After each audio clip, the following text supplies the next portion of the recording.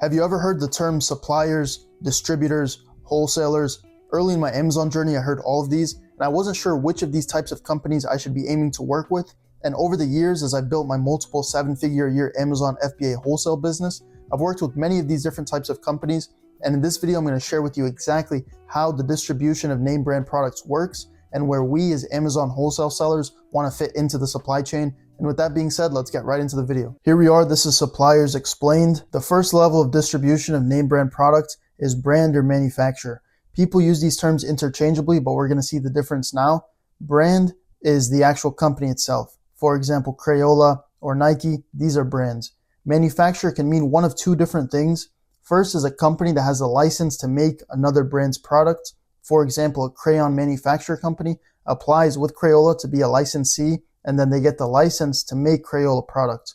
So they're going to make crayons and then put the Crayola packaging and make real legitimate Crayola products, but they are not the brand themselves. They're a manufacturer with a license to make Crayola products. So that's one version of a manufacturer.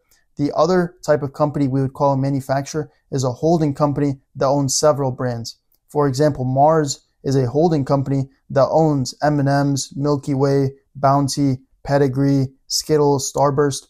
So all these brands are owned by Mars. So we're not going to call Mars a brand. It owns many brands. We're going to call it a manufacturer. And one wouldn't buy directly from Skittles. They would buy from Mars. And what you'll find is the larger the manufacturer, the larger the minimums.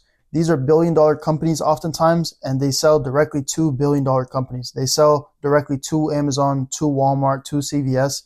So you're not going to find the smallest minimums to buy from these large billion-dollar holding companies, these large manufacturers. And this is an example of an email I was sent early in my Amazon journey. This brand required that you already have an established business of $500,000 minimum. I'm not sure if that's per month or per year. Per year is pretty manageable. Per month would be a lot. But that's just to be considered for a direct account. And you have to have a warehouse with a loading dock, no liftgate service, so you can't be in a residential address. And look at this. We do not drop ship, including third-party Amazon prep centers. So you have to be handling these products yourself. And this is an example of the large minimums that are required when trying to work with a large manufacturer. And not every mom and pop shop can afford to sell $500K of just one brand. They have to have several in stock. So what's the solution to this? Distributors. Distributors are companies that are underneath brands and manufacturers in the supply chain, and then they distribute to retailers. So they'll meet that large minimum that's required by big manufacturers, then sell to small retailers. And in the supply chain, as Amazon sellers, if we're buying from a distributor, we would be right here, and then our customers would be here. And this is pretty simple supply chain. This is pretty good chain of custody, straight brand to distributor to us. And sometimes you'll find that the distributors actually have better pricing than the manufacturers for one of two reasons.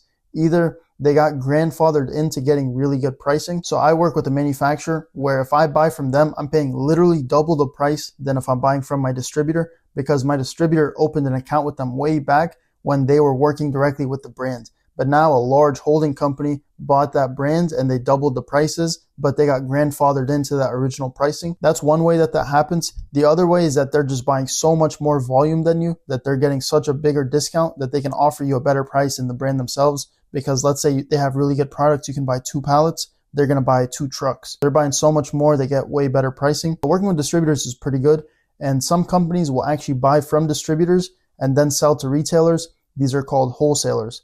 This is what the supply chain would look like if you were working with a wholesaler. They're going to buy from a distributor who buys from the brand, and you're buying from them, you're here. And anyone that's not buying directly from the manufacturer is wholesaling. So any company that's buying from a distributor or from another wholesaler, or we'll see some other options, but if they're not buying from the brand or manufacturer, they're wholesaling product. And this is not a bad place to be buying from wholesalers. We're going to see the pros and cons of this at the end, where I recommend where we want to be as Amazon wholesale sellers. And next I want to cover importers. Importers are people that are importing products from outside of the US to sell to retailers in the US. Are they distributors or are they wholesalers? And the answer is it depends. It depends on the intent of the actual brand or manufacturer themselves, and I'll explain. If a brand or manufacturer is making products for different markets, for the American market, for the European market, for the Asian market, and someone is importing those products from a foreign market to sell in the US market, then they're wholesaling. An example of this is Kinder Bueno. These people are importing this Kinder Delice cacao bar, which is measured in grams. That's a dead giveaway for being a foreign product. measured in grams or measured in milliliters instead of ounces. So these people are importing this product for sale in the US market when this is not a product for the US market. Kinder Bueno makes products for the US market, so they are wholesaling this. And there's nothing wrong with that, but that's just how the supply chain works. And also, if they're importing products and they're buying from anywhere that's not the direct manufacturer or the brand, then they're automatically wholesaling since they're not buying direct. So that's examples of an importer being a wholesaler. Now, if a brand or manufacturer makes products in a foreign country and they don't make products for specific markets, and then a company in the US says to that brand directly, hey, let me buy your products, import them to the US, and then sell them to retailers, then they would be distributing. If they're doing it under the authorization of the brand and that brand doesn't have products for different markets, they would be distributing those products. An example of this is Luxardo cherries. So these cherries are made in Italy, and these are not made for the US market versus the Italian market. These are just cherries made in Italy. A company reached out to them and said, let us import your products to the US and then distribute it. So these people are distributing under the authorization of the brand. And that's the difference between someone wholesaling products that are imported versus someone distributing products that are imported. It's the intent of the brand or manufacturer themselves. Now we're going to talk about excess inventory.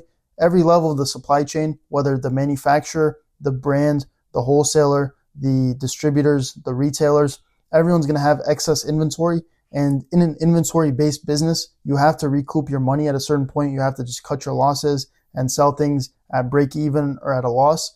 And the companies that buy these types of products, they specialize in buying excess inventory. These are called closeout or opportunity buy companies. And this is what the supply chain looks like from every level of distribution: brand, manufacturer, distributor, wholesaler, even retailers.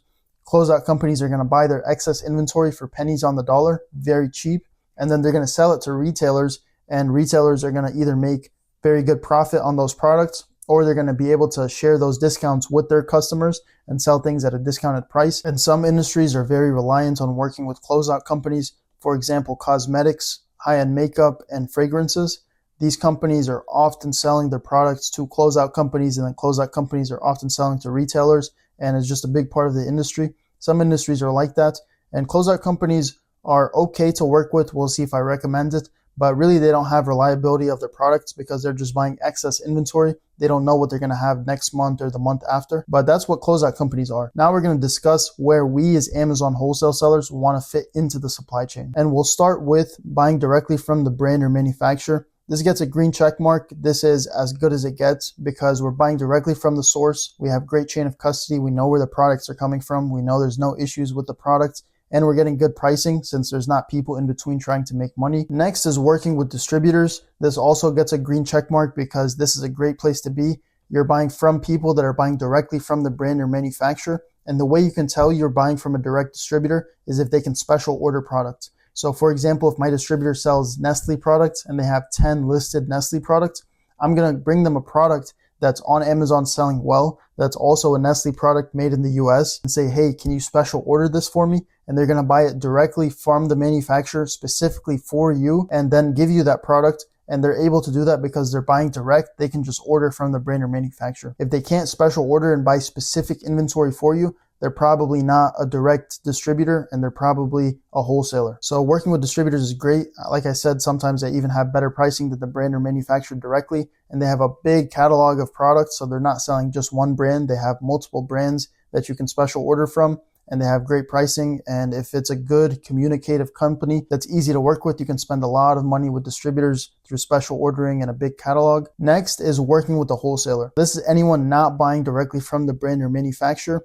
This includes importing products to the US that are not meant to be sold in the US, and usually they're very cheap. This gets a yellow check mark because I do it in my business. A small percentage of our business is directly with wholesalers, and a lot of people in Amazon wholesale do it, but you have to understand the risks that come with it. So the products are oftentimes great, but the risk is that they're not directly from the brand or manufacturer. If you're trying to combat a counterfeit claim or get ungated, Amazon is not going to accept your invoice 95% of the time. And if a serious account health issue happens with the product and Amazon wants to see your distributor's invoice from where they got the product, a wholesaler will be very, very reluctant to give you their source, where they're importing the products, or the distributor that they're buying from, they'll be very reluctant and oftentimes will not give you that information, which will stop you from being able to fight a serious Amazon claim, where if you're working with a distributor, they're just going to give you the brand or manufacturer's invoice because you know they're buying direct. So working with wholesalers does come with more risks. You can't really fight account health issues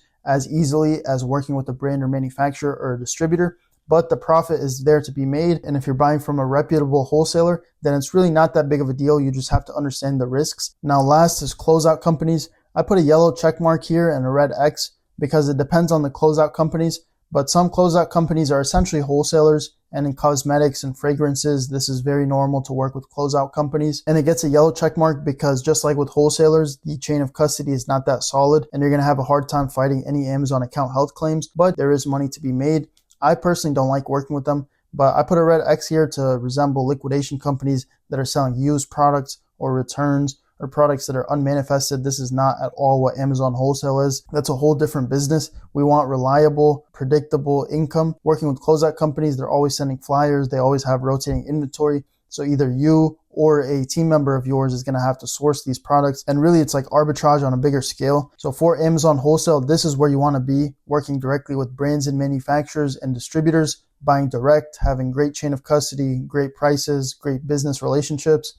Being here is not bad working with wholesalers because you get access to some products from brands and manufacturers that you can then reach out to and say, hey, I've been selling your products for 6 months. Now let me open a wholesale account with you and buy direct. So it's not the worst thing, but you have to understand the risks. And closeout companies, I personally would just stay away from them. And that's all for the video. That's Suppliers Explained and where we as Amazon wholesale sellers want to fit into the supply chain. If you like this video and Amazon wholesale content in general, please like and subscribe. If you want to see something specific or have a question about anything in this video, please leave a comment down below and I'll definitely get to it, and see you in the next one.